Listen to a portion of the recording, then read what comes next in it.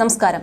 തെന്നിന്ത്യൻ സംഗീത ലോകത്ത് ഇന്ന് പ്രശസ്തനാണ് വിജയ് യേശുദാസ്. ഗാനഗന്ധർവൻ കെ.ജെ. യേശുദാസിന്റെ മകൻ എന്നതിലുപരി ഈ സംഗീത ലോകത്ത് തന്റേതായ ഒരിടം കണ്ടെത്താൻ വിജയ് യേശുദാസിന് അതികാലതാമസം വേണ്ടി വന്നിരുന്നില്ല. പാട്ടുകാരനായും നടനായുമെല്ലാം തെന്നിന്ത്യൻ സിനിമാ ലോകത്ത് നിറയുകയാണ് വിജയ് യേശുദാസ്. ഇപ്പോഴത്തെ തന്റെ പിതാവിനെതിരെ പ്രചരിക്കുന്ന വ്യാജ വാർത്തകളിൽ പ്രതികരണവുമായി രംഗത്തെത്തിയിരിക്കുകയാണ് വിജയ്. യേശുദാസ് ആശുപത്രിയിൽ നിന്നാണ് സോഷ്യൽ മീഡിയ വഴി പ്രചരിക്കുന്നത്. വാർദ്ധക്യ സഹജമായ അസുഖങ്ങളെ തുടർന്ന് ഗായകന് ചെന്നൈയിലെ ആശുപത്രിയിൽ പ്രവേശിപ്പിച്ചിരിക്കുകയാണെന്നാണ് വാർത്തകൾ. പ്രചരിക്കുന്നത് അടിസ്ഥാനരഹിതമായ കാര്യങ്ങളാണ്. അദ്ദേഹം പൂർണ്ണ ആരോഗ്യവാനാണ്. ഇപ്പോൾ അമേരിക്കയിൽ സുഖമായിരിക്കുന്നുവെന്നുമാണ് വിജയ് വ്യക്തമാക്കിയത്. മുമ്പും യേശുദാസിന്റെ ആരോഗ്യനിലയെക്കുറിച്ച് ഇത്തരത്തിലുള്ള വ്യാജ വാർത്തകൾ വന്നിരുന്നു. അദ്ദേഹത്തിന് വൃക്ക സംബന്ധമായ രോഗമാണെന്നും ഡയാലിസിസ് ചികിത്സയിലാണെന്നും അത്യന്തം ഗുരുതരാവസ്ഥയിലുമാണ് മുൻപ് പ്രചരിച്ചിരുന്നു.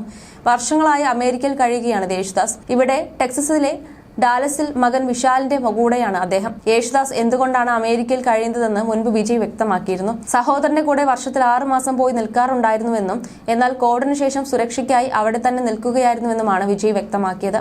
അച്ഛൻ വിശ്രമ ജീവിതം നയിക്കുകയാണ്. ഇഷ്ടമുള്ള കാര്യങ്ങളൊക്കെ ചെയ്ത് ആസ്വദിച്ചാണ് മുന്നോട്ട് പോകുന്നതെന്നും അമ്മ എപ്പോഴും അടുത്ത് വേണമെന്ന് അച്ഛന് നിർബന്ധമുണ്ടെന്നുമാണ് വിജയ് യേശുദാസ് മുമ്പ് പറഞ്ഞിരുന്നത്. സംഗീതവും സിനിമയും തന്നെയാണ് അദ്ദേഹത്തിന്റെ ലോകം. സിനിമകളൊക്കെ കാണാറുണ്ട്. പുതിയ പാട്ടുകളൊക്കെ കുറിച്ച് അഭിപ്രായം ചോദിക്കുന്നവർക്ക് നിർദ്ദേശം നൽകാറുണ്ട്. ടെന്നീസ് കാണലാണ് പ്രിയ വിനോദമെന്നും മുൻപ് വിജയ് പറഞ്ഞിരുന്നു. കഴിഞ്ഞ കുറച്ച് നാളുകളായി സംഗീത ലോകത്ത് അത്ര സജീവമല്ല അദ്ദേഹം. 2022 അവസാനമായി അദ്ദേഹം സിനിമയിൽ പാടിയത്. ജ്യോതി എന്ന തമിഴ് സിനിമയ്ക്ക് വേണ്ടിയായിരുന്നു ഗാനം ആലപിച്ചത്. തന്റെ 21ാം വയസ്സിലായിരുന്നു കെ.ജെ. യേശുദാസിന്റെ ചലച്ചിത്ര പിന്നണി ഗാനരംഗത്തേക്കുള്ള കടന്നുവരവ്. കാൽപ്പാടുകൾ എന്ന സിനിമയ്ക്കായി യേശുദാസിന്റെ സ്വരം ആദ്യമായി റെക്കോർഡ് ചെയ്യപ്പെട്ടത്. ഇന്നും കർണാടക സംഗീതത്തിന്റെ ഒരു അംശം മാത്രമേ തനിക്ക് സ്വായത്തമാക്കാൻ കഴിഞ്ഞിട്ടുള്ളൂ എന്ന് പരിഭവിക്കുന്ന യേശുദാസ് താൻ വിദ്യാർത്ഥി മാത്രമാണെന്നാണ് പറഞ്ഞുകൊണ്ടിരിക്കുന്നത്.